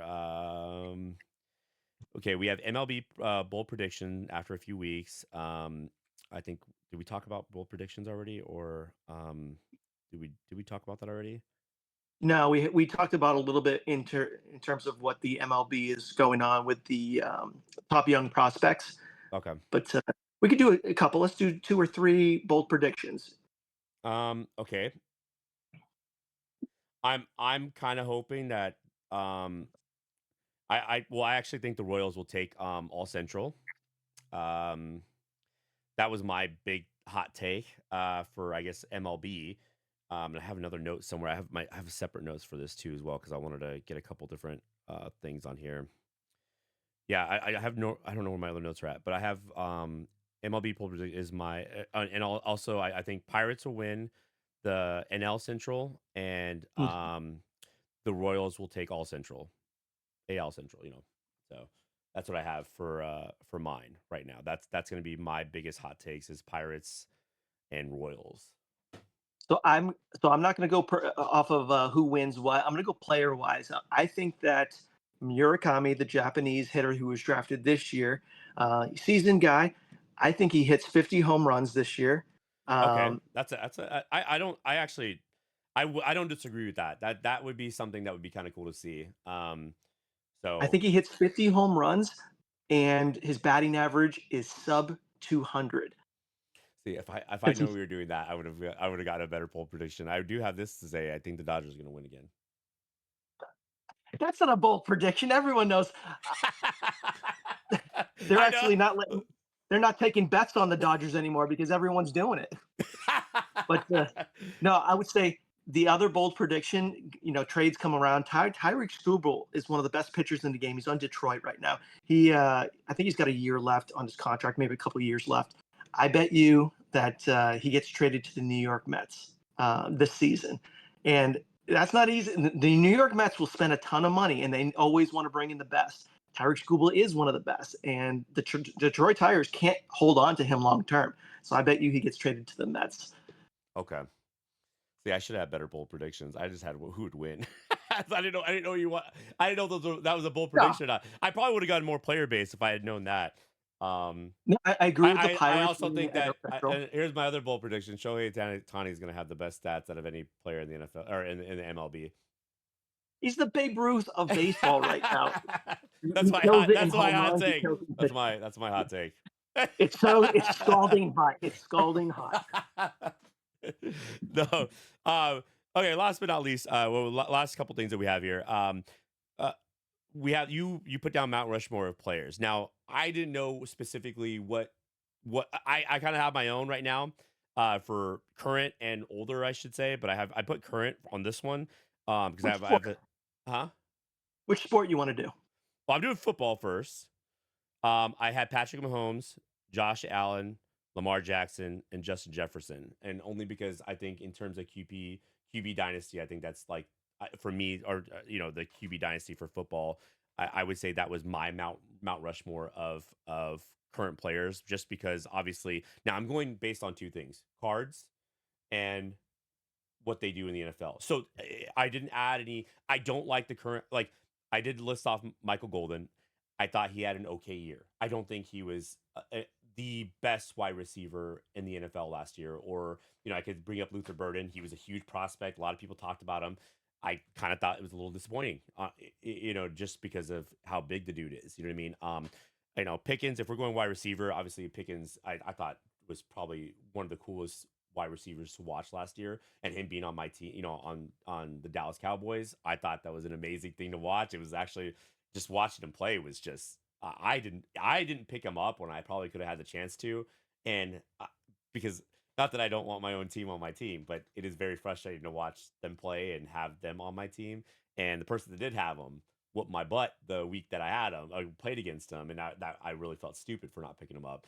So it was it's one of those things, obviously basketball, I'm gonna say LeBron James, Steph Curry, Nikola Jokic, and Giannis, as like the Mount Rushmore right now, current active players. I'm not adding. I'm obviously I could go previous to that, and I have my own opinion on that as well. And then obviously currently, and you're probably gonna agree with me on a lot of these. I'm assuming I would say Shohei Ohtani, Aaron Judge, Mike Trout, and Juan Soto is as my would say I think some of the best players that are currently playing at this moment. So that was kind of like my thing. I have older players too I can go over because I did do both. And I was trying to go off of stats and what I thought like maybe where these people are at. Now, obviously, there's newer players that are coming out. You have a lot of like obviously like Wembenyama, things like that. Obviously, Wemby's doing really good. But he does get hurt too as well. So it's really hard to gauge. He's breaking a lot of records, but I don't want to sit there and say he's good because I go based more on I did more consistency in terms of like who's played good. And I thought Joe Chick was one of those people that had Joe. I'm hoping I'm saying that right. Joe Chick The has played, Joker. but watching him play though, dude, I think he looks slow, but there's some things that he does. And I'm like, man, watching replays and going over like video footage of him playing, he's actually a really good player. He just isn't as flashy. He's very to himself. I watch interviews and like he doesn't want to be bothered. He wants to be left alone. But it's watching him play. I'm like, wow, he actually has like really good movement for as tall as he is. He was really fun to kind of like actually look up and watch. So those would be probably my top four right now. And I don't like LeBron James, but I can't knock everything that he has done. I try to be fair. I'm trying to be fair because honestly, he wouldn't even be on the list if it wasn't for the fact that like I'm trying to be fair. And obviously Steph Curry. It's hard to argue that watching him plays. It's pretty fun to watch him play. So you go ahead and I did those three right now. So those are the ones I did right now for those. Yeah, for NFL, so I'm going to go off of Patrick Mahomes, and I'm a big Tom Brady guy, so I don't want to see Patrick Mahomes succeed just because I'm a Tom Brady guy. But I can't deny talent and Yeah. skill. He can take over a game. He's a clutch player, so I'm going to put him up there. Josh Allen is another guy. He's just a beast. He can run it. Yeah. He can throw it. If they support him, with the running and the passing game, the wide receivers around him, then he's going to have a chance to win every single year. Kenneth Walker, Seattle, he was once with Seattle. He won the Okay. Super Okay. Bowl last Okay. Oh year. yeah. Okay. Fantastic running back, and I try to mix it up a little bit. Yeah. Fantastic running I should have back. done that too. I didn't even think about it, but yeah, okay. Yeah, Yeah, I no, get it's just in a sense, the running back's lifetime within a NFL season so short, and he is a fantastic player. So I got to go with him at running back. For wide receiver. I gotta give it to Chase. Jamar yeah, Chase Jamar is Chase just is a beast too. I he's was a being a little more, I like George Pickens. Watching Pickens play was so much fun, and for me, it was like kind of gave me that little like spark of like hope, like little hope that we did have, you know what I mean? But yeah, continue. Sorry. yeah. No, the other wide receiver that I would do, and last one for the NFL would be Njigba from Yeah. Seattle as Okay. well. He's a beast out there. Just can do crazy stuff, tons of speed. So every year in fantasy, that's a guy that I'm going to target in the wide receiver side to get on my team. Now, Baseball, pretty easy, pretty standard stuff. Aaron Judge is always going to be up there. Shohei's always going to be up there. Bobby Witt for me, one of my Yeah, I favorite figured you'd pick players. him. He's up there. And then I put like a Paul Skeens up there. This is a guy who pitches lights out every time. I mean, I know he's struggling a little bit this year, but the guy is a flamethrower when he's on the mound. Him and Tariq Skubal, those are my top two pitchers. I love those Yeah. guys. I think that they're both lights out. So NBA, you're picking Skeens over Trout. yeah, Trout there he's had a lot of clout with his name, but he's always injured. He's a Yeah, fantastically yeah, yeah, yeah. skilled player. He really is. He's got all the tools to be great, but he just never finishes seasons. I think he's got like 2 or 3 seasons that he's made it through the entire season. So Fair he's enough. got all the athletic ability. I just can't put him up there when I see guys like Paul Skeens or Tariq Skubal that are out there every time their turn comes around and they're doing, pitching lights out. And they're not on great teams. Like That's the fair. Pirates are not known to be a great No, team. they're not. They're So not. so Skeens, when he goes out there, knowing that you give up a run, you may lose the game. He's having to pitch lights out. Tyree Skubal, same deals. Detroit's better, but those are two lights out pitchers that I would put up there. Okay. NBA, yeah, LeBron's up there. He's got the longevity thing, so I know the stats are a little inflated when you start comparing to best player all time and all that. I think that if you are one of the best players of all time, you don't need to talk about it. Your stats and your numbers will do I yourself get that. justice. But I'll put him up there. I love Luka Doncic. I like what he's able to do. He can take over a game by himself. He can win a game by himself. Yeah. Wemby, I know he's young, but he is so different from every person in the league. I know he's tall and thin. Durant, when he came in the league, he was tall and thin. Wemby's even taller and thinner than Durant when he first came in, but he's able to defend and he could score lights out whenever he wants to. And then finally, I'd say Cunningham. Cunningham played lights out all season, MVP level this year. He really broke out this year. I would say last year you kind of saw it coming. He put up some fantastic numbers, but on that team, he really leads everybody as on one of the better teams out of the East. I think I could. I think I get behind some of that. Probably. I tried doing longevity for mine just because I was like Wemby's fairly new still, so I don't want to He add him is. up there, and because I feel like that's a bit unfair. But at the same time, I don't disagree with you as well because I have a feeling that he's going to be one of the greats. Realistically, I think he's going to be probably and my prediction would be probably better than LeBron, and that's just based on how his trajectory started already. Um, I think he's going to be better just because I think he moves just as good, and he like you said he defends really well too. I just see him. I do think he needs to put a little bit of meat on him a little bit. I think to keep up with some of these guys, he's really little, really thin. I mean, not short, or not short, but he's really thin guy. But I am looking forward to seeing him. Obviously, and just to kind of like um talk about players that are in the season of like you got Knuppel, I think is that how you say it? Knuppel, and then you Knupel, got yeah. Knuppel, Cooper Flag. Those are two guys that I'm looking forward to watching this year. Just watching him in general, just seeing how they play. You got a couple of decent people that I think will be interesting to watch. Same with like obviously what's his name? Sasaki for baseball. I'm really looking forward to seeing him as well. Obviously he's on the Dodgers. Yeah, just the best He's been players a in the world. disappointment for 2 years. So I mean, I, we'll I'm see. I'm hoping he's gonna get. I'm hoping he's gonna play well. And then we have let me see who else did I have kind of like as a honorable mention. I'm trying to like I'm hoping that like I said these are people I'm hoping they do really well. Um, you Did you know have Jason Tatum in there? I do not actually. You know what's funny? Like card wise, I know that Jason K is obviously a good player because his cards are value are really high too as well. So like I know players almost based on the names that I know where they like are leveled at. So no, I don't have Jason Tatum, but that's a good honorable mention. I would like to. I like I said going into it this season and really because when we started talking about this, I literally have been nonstop working, so sports has not really been at the primary factor of everything. But now that we're like 100% settled into this, I'm like, okay, I gotta start watching everything more often and trying to do more research. Like I said, it's been an interesting year, and yeah, I mean, realistically, dude, I mean, is there anything else you want to mention? Anything else you want to talk about? We're at the end here, so I think we could kind of just bring up any subject you want. I was trying to get like a good 2 hours in, or hour and a half to 2 hours, in between there. That way, for content wise, we have a lot that we could sit there and try to clip and stuff. So, we talk about anything, honestly. And just and a little background too, like, and we could talk about this as well. Partly for my job. The reason why I know something about these sports is because I do travel a lot.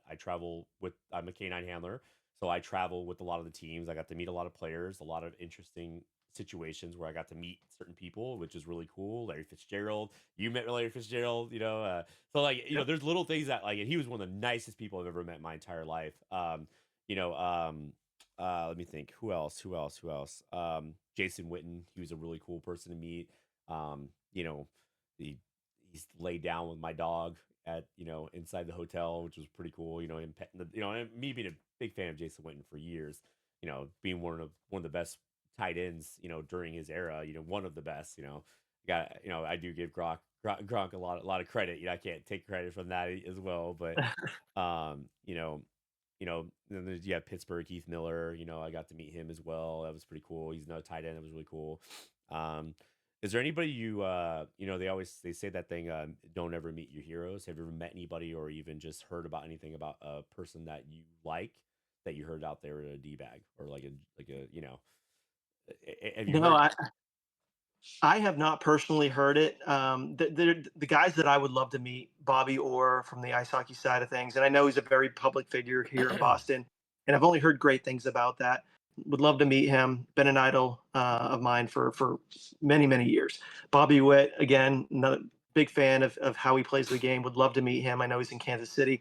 Yeah, I Um, actually I actually reached out to him. I'm gonna tag him in this too. I actually reached out to him for your retirement because, congratulations as well. Buddy just recently retired from the United States Air Force after serving 20 years. So I'm very proud of him. That was a very very sweet moment that we had. You know what I mean? It was great. I did reach out. I tried to get him to like maybe send something. It sucks because like he obviously, the chance of him watching or reading his messages or anything like that are slim to none. But I did message him. I saw them in my messages too, just to see if maybe he might read it. If he reads it, maybe there's a chance. it's in season, so it's tough. These guys are 100% invested in develop, Yeah, staying healthy and being on the. that's what I wrote. Oh wow! Yeah, yeah, yeah. I actually I really tried. Honestly, I was like, and I wanted to tag him, but I was like, man, a lot of people do that, and I'm like, and I know how it is. And obviously, when you're already at a certain status, it's hard to like really. I hate asking for things either, but it was for you, so I was like, I got to do this for him. So I am really proud of you, man, on that. Your retirement, all that. But yeah, dude, I did try reaching out at least. That was like my like I had to at least try to do it, and you never know. One of these sports events, he does come to the Houston Astros. I go to the Houston Astros a lot. I hate going there, but if I can meet him or somehow talk to him, I would definitely try to like say, hey, if he wants to pet my dog, I'd be like, hey, you want to pet my dog? I have a buddy of mine that, like that's literally anytime I've ever gotten anything or pictures or anything like that, I never ask for pictures. I never ask for pictures. But the second they ask to pet my dog, it's like free game at that point. I'm like, yeah, that's anytime anybody's asked me to pet my dog that has Oh, yeah. been famous, Minnie Driver asked to pet my dog and she was their son. I got a picture with her and her son like petting my dog and so yeah. I've every time I've asked. So you never know. That situation can easily happen at any point in time. So Sure, yeah. yeah, but anybody else? That'd be funny if like you go to meet Bobby Orr for the first time. He's like been your hero forever, and then all of a sudden he's like, "Get away from me!" and hits you with this hockey stick, like hits you with the hockey stick or Yeah, something. Like, yeah. that'd be so No, funny. That would be so funny. I've seen so many public events that people go up to him and he's willing to sign or take a photo with them. He's a pillar of the community. how He's how just a old is he? fantastic individual. I don't know how old he is, but or how young he is, He but has I, a I know he's still out there meeting with a ton of people. he has a cane hockey stick. He's gonna hit you with it. I mean, we started with a wooden stick. I started hockey with a wooden stick, so Yeah, we share that in common. So maybe we're similar in age. I don't know. that's so No, but funny. in terms of other people to meet, there's no one outside of those two primarily that I would be super interested in meeting. Wait, who's the NBA other one? side, Who's the other one you said? You said Bobby Witt oh Bobby. and Okay, Bobby Witt. You would want to meet Yeah, Tom Brady? Tom Brady. Would I enjoy meeting him? Sure. I don't really necessarily like the way he carries himself. Is he a legend within New England? Yeah, 100%. And I love the stats and what he did for New England, winning all the championships. But the conversations and things that he's said to the media, I don't agree with a lot of them. So I don't know if I would really care to meet him because I don't want him to ruin the impression that I have of him already. I get what you're saying. Okay, that's like the don't meet your hero, that type Yes. situation. I will say this: Des Bryant was probably one of the nicest people. Which at the time, my hero was probably like because I always wanted to meet Des Bryant. I thought he was an amazing wide receiver. Big dude, just fun to watch. And meeting him, I actually was a little worried because you hear a lot of things and you don't know exactly how people are going to act. But he was one of the nicer people that actually really was nice. Obviously Jason Witten was super super kind. There's been Dak Prescott. I'm not gonna lie, he's the old. I've met him and he's not nice at all. And I guess he probably gets a lot of flack from his fans too. So like maybe that could be part of it. But at the same time, it's like these people, a lot of people support the Cowboys even through the fact that he can't pass 20 yards. But Yeah.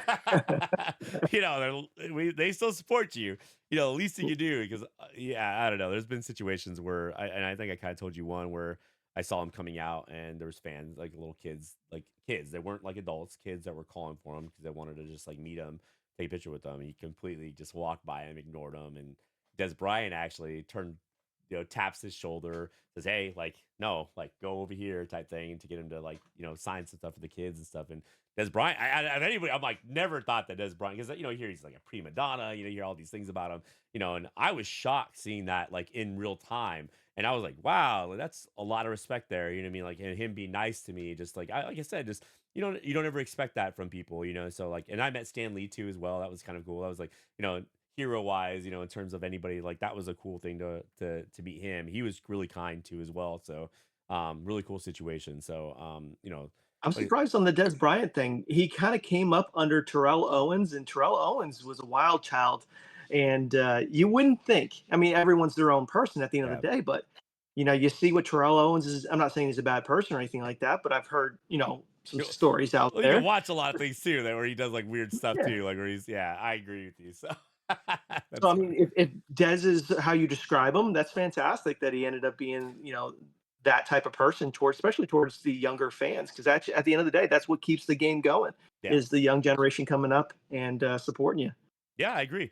And outside of that, I mean, now that you've been introduced to the card world a little bit, what are your thoughts on cards and trading cards, all that stuff? What are your thoughts on that? Since I don't, I'll just, like I said, just we're rearing towards the end of this a little bit. So I mean, I just wanted to touch a little bit on this.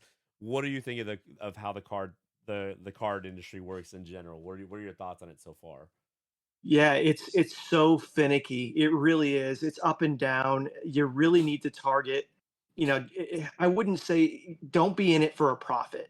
Be in it for a passion of the sport. Be in it to kind of build a collection of your own of players that you really enjoy watching or like. I have done that with Bobby Witt. I've got the baseball bat, a baseball signed by Bobby Witt. I have a card now that I just sent Yeah. off. The first card that I've Oh gotten. yeah, that's right. Oh, that's exciting. That's so Yeah, it's the first exciting. card that I sent to be graded. It's a 1 of 1 for Bobby Witt. But if you're out there trying to make a lot of money doing it, it's not something that you can just go out and spend a couple bucks on a retail box and make a ton of money doing. It's a gamble. Um, It's gambling. It's it essentially is. It's gambling. a gamble. I mean, will you make it big? Sure, you make some great money if you strike it lucky. But at the end of the day, if you're doing it for out of a place to build a collection of your own and to support a passion of yours, and you end up striking it lucky, fantastic. You double down. But at the end of the day, for me, I enjoy just seeing what I can get, just the chase of it. Yeah. Maybe a whole set, make a whole collection of a specific set itself, and then if I hit some awesome cards, fantastic. But I'm interested to see how these graded cards come back. The first ones, that'll be my first experience. And so far with what you have currently, because you have a lot of stuff too as well. Anything else you want to like highlight at all with the stuff behind you? Yeah. So the first Where's ever thing where's that where's your I do have to ask, where's your Tom Brady signed jersey and where's your Bobby Witt signed jersey? I don't have either. I don't have either yet. I'm just Um, kidding. I'm kidding. I'm kidding. I would say the first thing I ever had signed was by Jeremy Roenick. He's an NHL player. At the time, he was playing with the Rangers. I met him. He came to like a street hockey playoff venue, and we were playing. And I went over to him, and he had a little table, and I had a poster signed by him. That was the first thing. Then I was in Germany, and I met Larry Fitzgerald out there. He was visiting the military and while out there signing footballs. So I got a Cardinals football signed by Larry Fitzgerald. That's so lucky, Um, dude. I and then wish I could have done that. and then after that, I really hadn't been, exposed to a lot of sports athletes. Um, but as soon as I started really following it in depth, doing fantasy sports, Yeah. it really ignited that passion for the sport itself. And Bobby Witt was one of the first guys that I really started tracking back in, throughout You his got him. college You career. got him at such a good time too, because so like tell everybody what you paid for his bat and his I think you have a ball, right? Is it a Yeah, ball? so I got a baseball sign. It's like an all-star rookie baseball. I got that for like $100, That's and then insane, dude. the baseball bat. It's a nice Rawlings black baseball bat with That's beautiful. I blue see it right there. marker. Yeah, Oh, is it? Yeah, I can kind of see. Oh yeah, I can see it yeah, right up the there. top Yeah, there. yeah, yeah. Got all his cards up there as well. But yeah, I got that for a couple hundred. Again, anytime you It's invest in a certified too. player, It's certified though too. So like that does yeah, help. everything's Yeah, that's Yeah, what I everything's want to. certified. But anytime you're investing in a player that you really enjoy, you're not in it for the money. It just happens that he ended up being like a Yeah, really superstar. good. Yeah. Yeah. So I enjoy it. I'm building the personal collection over here. I'd love to get a jersey signed by him to mount it on the wall as part of the collection as well. Your How wife about reached yourself? your wife reached out to him too, didn't she? She did. She did to try to get him, but in season, it's hard. But who are you targeting? I mean, honestly, and this is just because I do have really stupid luck. There's been times where I've wanted to meet people like Stanley, things like that, where I've gotten the opportunity to do that. So I would like to meet Shohei Otani. I would like to get something signed personally by him. I think that would be it's a big ask because at this point now he's like he's unreachable at this point. There's no way I could even, possibly even get that. I think Bobby Witt is a way more realistic. It's unrealistic at this point for me, but I think Bobby Witt's a way more realistic like thing to try to get is in terms of something to watch.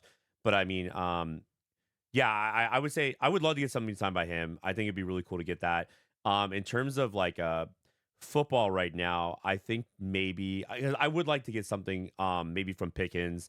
I wouldn't have a problem with getting anything, by Witten as well, just because like watching him as a tight end, I really liked watching him as a tight end.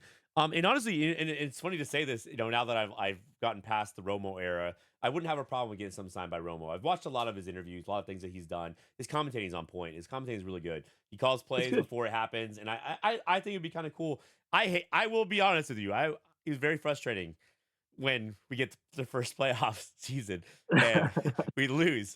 So like I will say there was like little things like that I would just like you like I want to you know like like but no, but I mean like I would love to get something signed by him. I think that'd be really cool. The other thing if we're going like anywhere else, just because collectibles is kind of like what we're going to talk about here and there, obviously.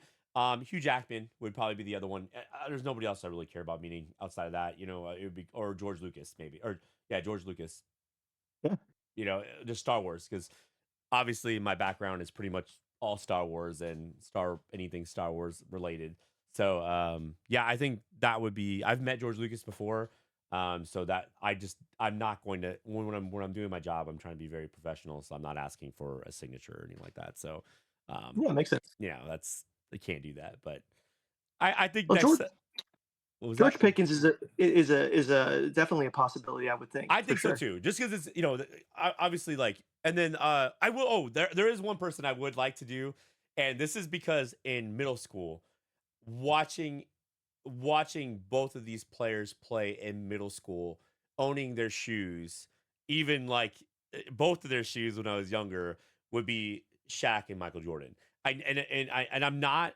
What got me into basketball, obviously, like because I was not into sports like basketball when I was younger, but watching Michael Jordan play was a whole different experience. I did watch him play when he was playing, and obviously I'm not trying to jump on the bandwagon. It's just like as a child, you're seeing this amazing person play. I've never been motivated to want to play basketball before watching him play. So like I know he does not like to be bothered. I know he doesn't like to do getting him to sign anything is like impossible now. But I will say if I can get something signed personally by him, that would be a really cool thing. I because again, like I said, that got me kind of into sports in general. I think Michael Jordan kind of pushed that forward a little bit. And I'm not a Bulls fan, but watching him play was amazing. Watching Scottie Pippen, Yeah. Dennis Rodman, just Horace Grant. Is it Horace Grant? Horace something. Yes. That Yeah, you're right. that was who I was thinking about who got traded in the beginning of this podcast. I was talking about who got traded to the Wizards. Is it Wizards? Not Wizards. Or Orlando Magic, who got traded Exactly. to Magic. That's who I was talking about, who went from the Bulls to there. So yes, that's who I was thinking of. Like freaking, I'm No, terrible with names, and but and I get it. Like your perspective is, I would love to meet the people that kind of influenced my life within sports growing up. And for me, I would say on the NHL side, Joe Sakic, Peter Forsberg, they played for Colorado. These are two guys, a center and a wing, that were there. The NHL at that time was all about duos.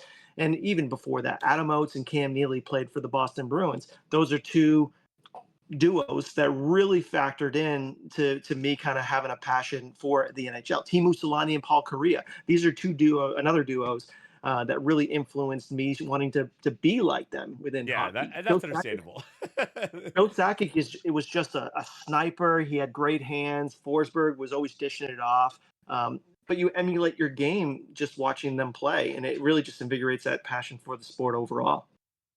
I agree with that, and I think that I think that's like I said, that's what got me into liking sports. So I mean, like I said, it's an unrealistic, again, unobtainable. It's like a Shohei Otani. I just don't in my lifetime. It'll probably never happen, but it's still yes. Can I buy Jordan stuff and stuff like that? No, I would like to get something more personalized personally. But like I said, I know how he is. I've heard a ton of people speak on like when they met them. You know what I mean? And just he's not going to do anything like that. But I mean, like I said, I had like a giant poster of Michael Jordan in my room growing up. You know what I mean? Like the seventh or the eighth wonder of the world poster that I had. Like it was like just dude, I thought he was amazing. Watching him play was one of the coolest Oh things I've yeah. ever seen. Like there's nobody else. There was no one else playing like him. No one else. It wasn't. You don't get the magic from that. From watching someone play like that from anybody else. And then Shaq would be the other one. Shaquille O'Neal, I thought just his sheer size. It was just fun watching him play something. And I got his shoes. That's the other person I got. His shoes because I mean I grew up a little poor. I wasn't like super rich or anything like that. But getting his Velcro shoes, the black with the blue emblem, Shaq Shaq shoes. I mean I had them. I thought they were at the time. I loved them. You know Well, what I mean? he was in movies as well at the time, Yeah, so it's such a likable guy. He's doing it on the court. He's a big personality. He's doing it in the movie theaters with Shazam. yeah. Oh yeah, I Or not remember that. Shazam. Yeah, yeah. Was it No, was it Shazam? yeah, He was yeah, he was a genie, right? yeah, Yeah, yeah, okay. yeah, yeah. Yeah, there's just guys that are in the sport that they just change it. Steph Curry changed the game. You're talking about Shaq as a big man in the center spot. He changed the game. Kobe Bryant changed it. Jordan, obviously. Yeah. Wemby could be changing the game. Um, you don't come across those types of players very often, and obviously they're just big personalities. Yeah, and I think and as a kid, like I said, I'm not really don't really knew as much about it, but watching them play was always fun to do. Like it was just fun to watch them play. So but yeah, outside of that, man, anything you want to add on? Like, I know I was reading kind of most of that stuff, like so we could get on stuff. Is there anything else you want to bring up? Anything you want to talk about outside of that? I will like to say that I am going to beat your entire family in it's gonna be really sad when you guys kick me out of your fantasy league because I am going to beat Josh and Buddy and his dad now because I actually want his dad. What did your dad say to me at your retirement? He said, "You freaking crybaby." Yeah, So he comes up to me. I'm doing a speech for I do a speech for up him, and I was like, I got emotional because I haven't seen this guy in years, and it was one of those things where I feel like I've missed out on a good portion of his life. So and then his daughter had just like gone up like two people or a person ahead of me. And it was like the saddest thing I've ever seen in my life. I recorded everything. But then like I get done with my speech, his dad comes up to me like I was like, because he's like, he's lipping over to me. He's like, kind of like, you freaking baby. Freaking, he's like, you freaking cry baby. Well, I more lost. incentive to beat him in fantasy. Oh, I can't wait. Oh my gosh, I'm gonna talk so much No, we'll trash. have to do updates this year. We'll have to do like draft updates on Yeah, drafting grades, how the league went or how it's going. Just a little bit of fun banter between the two yeah, of us. and I think I'm gonna we're obviously I think when we are picking up people, obviously we can't do it on trade deadlines or pickup deadlines, because I can't tell him who I'm picking up and he's not gonna Sure, you tell. can. Yeah, I'll tell you exactly. Was it Barber? I'll pick up Barber this year. Marion Which Barber. one? Marion Oh, Barber. Marion. I'll get Tiki. But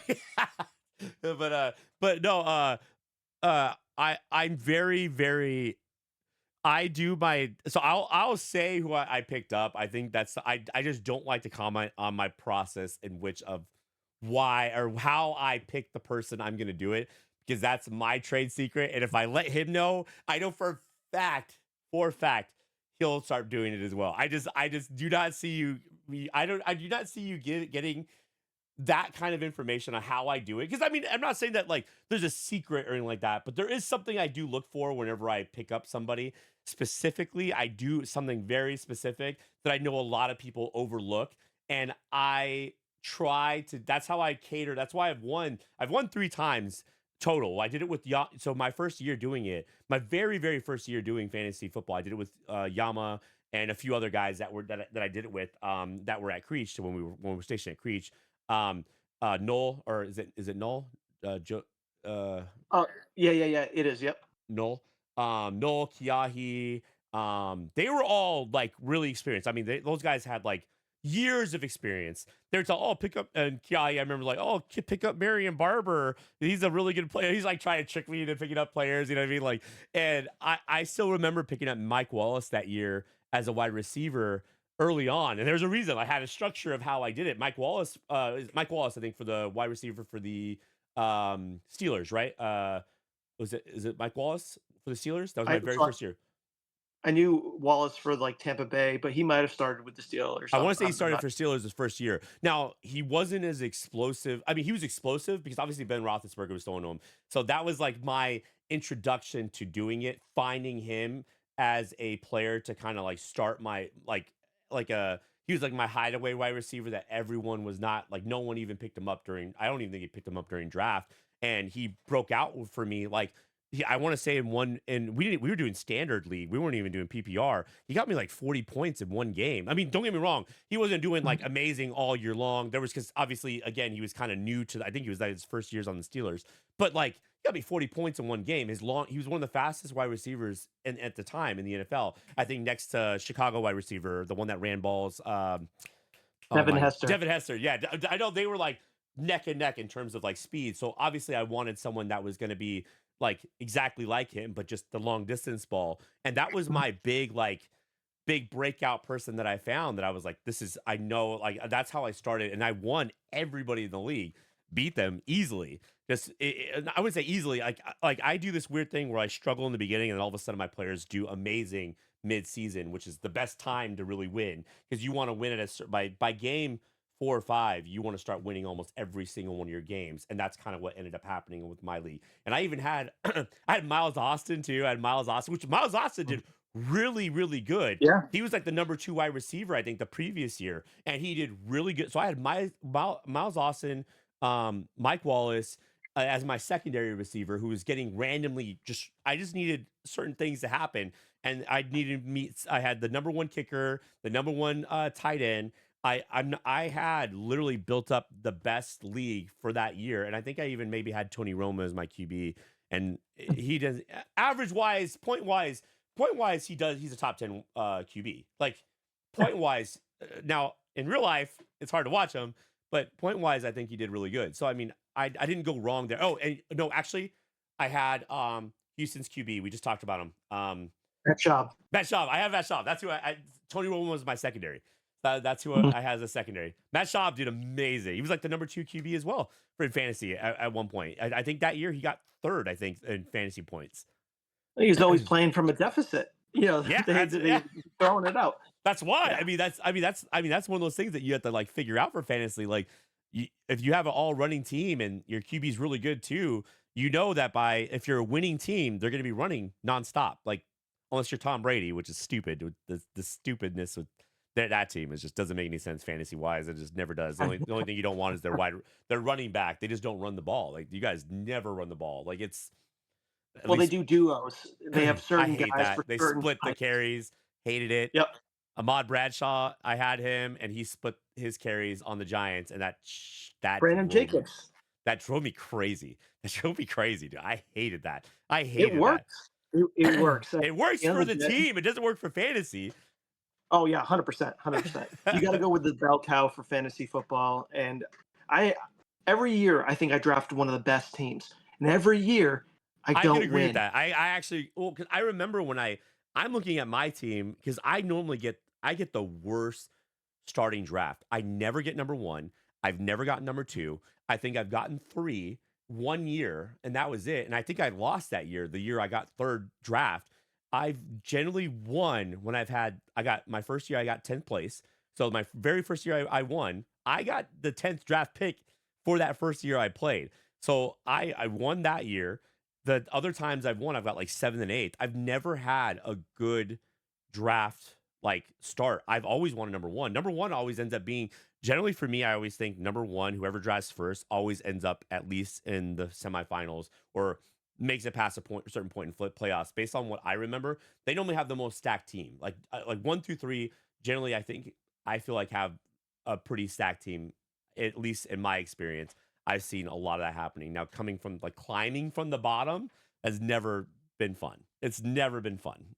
I prefer to have, like a mid to back end because I know that there's no one player that just dominates anymore. It used to be, Yeah. now if you have the first pick, you have to wait another, 19 picks or whatever it is till you get to pick again. Yeah. And I would prefer to have back to backs so I can get two really good players as opposed to an elite player and maybe an average player. But those elite players could almost make up for, depending on who you pick, can make up for Yeah. almost your wide receiver two and your like flex or whatever. It's Unless they get insanely. injured. Yes, that's Unless they true. get injured, That and is now true. you're done with your top players gone, and you're left with the average player. No, like I said, I mean, I'm really looking forward to this year. Like I said, I was talking trash to Josh, like several times, just when we were, that's his brother. So I'm kind of excited to see how his family does, how seriously they take it, because I take it very seriously, and There will be tears. There will be tears. not my tears, not my tears. I don't. Probably mine. Well, like I said, I think every year I thought you drafted one. You and your brother always draft really well, better than like. There's times where I remember going back into the first year I think I played with you, and I looked at where you guys were picking up people below me because you know how like in the draft order there's a draft order, but then there's like the actual order of like who you should be picking up that's even below like two or three people spots below. You guys would be doing that, and I'm like picking up like okay, this is a nice person in draft. They did okay last year, and I'm like, why are they going below? And they're picking up really really good people, and I'm like, and they play really well, but then like you said, they get injured or something happens where like I don't know, they trade the QB or they trade someone around or they move them to this other spot or just something stupid happens and then like that's I think probably what ends like you end up being like at least top 6, I think. I want to say I don't really think I've ever really seen you below 6 too often at least when I played with you. But yeah, no, it's just no, it's just it'll be an interesting time. Hopefully I Yeah, get to it seems like fantasy is you're one injury away from your team going to trash. But no, it will be fun this year. There'll be a lot of competitiveness between us, so we're adding you in. And as long as Josh doesn't win and I do, then I'm good. I'd as be, long as I'd be either of you okay guys. with well, I'd be okay with you finishing close second. Like I said, I plan on bringing the heat this year, and like I said, I might be doing another fantasy. There's I have my family on. They have a fantasy league. I don't know if I'm gonna do it again because there has to be rules now set because we had a small issue with cheating last year. There's two brothers on a team. This is actually the reason why I didn't want to play with him his first year, because he was bringing his brother on, and immediately I was like, absolutely not. Like I didn't realize that they were actually competitive against each other, and they have that competitiveness in real life too. So, but that doesn't happen very often. In this situation, we had two brothers playing with each other. My cousin, and his brother, cousin through marriage. And at the end, at when he started losing, my cousin started losing. He did this bogus trade. I mean, like absolutely giving up crap or giving up his two best players for like crap players at like mid season or at like yeah mid season. The game before I played his brother, he trade makes this trade. I lose. Had I not lost, I would have made it to the finals. Had I not lost that game, but you're adding almost an extra 20 points to your roster just by doing that. You know what I mean? And there was no way I was winning that. Just based on that, a minimum 20 points, like is what they both did. I forget what players he traded, but I was pretty pissed. So I generally don't like playing with brothers, but they do have a veto system, I believe, right? Is that correct from what I understand? Yeah, except when it comes to your trades or my own trades, like everything goes through automatically. I no, I better not be that. But No, no, no. no, but yeah, and his trades are the most shadiest trades ever because like he'll start trading you people that like and he'll maybe he does research on it. I'm not sure, but Buddy will sit there and try to send you like he tries to convince you what he's giving you. You're getting the better end of it. And dude, I'm not even You kidding. are. Like no, no, you're not. No, like he tries to he's so good at. I mean, he's literally a recruiter, and he's literally a recruiter in the military and he's a recruiter in real life now too, as he got out. So he literally is good at like just talking. There's been times where I've been like, man, maybe I do need to do this. I do kind of need to keep up with my points a little bit on the air. And I'm just like, you know what? No, I'm gonna go to the waiver wire and I'm gonna look because I'm trading out this player that is my most consistent point maker, and people have fallen for it. Like I just all season long when I played with them all season long, I just see these trade inquiries that because you get and then I'd be like, this is so lopsided. I'd like veto the trade immediately. It's I'm good so with funny. words. What can I say? I'm good with words. So, but anyways, so yeah, that's dude, that was a great podcast. I think. Oops. I mean, is there anything you want to add? Anything you want to add to this at all? Is there anything you want to say? No, Anything you think I of? mean, I would say I look forward to some of the conversations that we're going to have in the future here. We'll come up with a bunch of topics, and it will kind of be a wide variety. It will have some fantasy type conversations, real world sports conversations, the hobby of cards, sports cards. So I look forward to the different types of conversations that we're going to have along the way. And I do plan on brushing up more on this kind of thing. I mean, obviously, like I said, his knowledge base is 10 times mine. So like I do have to keep up with that. It's easy for me to do. It's just my schedule's been insane. So it's been really hard for me to watch any sports when I'm normally done with work, I worked 60 hours this week. So I'm tired. And that I did that within, Monday through Friday. I did 60 hours. I did an extra 20 hours of work, just this last week, and I'm just exhausted, So but yeah, well, this is hopefully going to be a weekly thing. With our first podcast, we got to get some things settled out, but we're going to be posting hopefully every week. That way, we could at least kind of get a viewership and get something going. But overall, I think it's a good overall, good session. Anything you want to add Yep. though? Just making sure. No, no, it's fun. It's fun. Okay. All right. Perfect. And thank you all for coming and supporting us. I really appreciate it. We both appreciate it. And again, we'll see you guys next week. Thank you.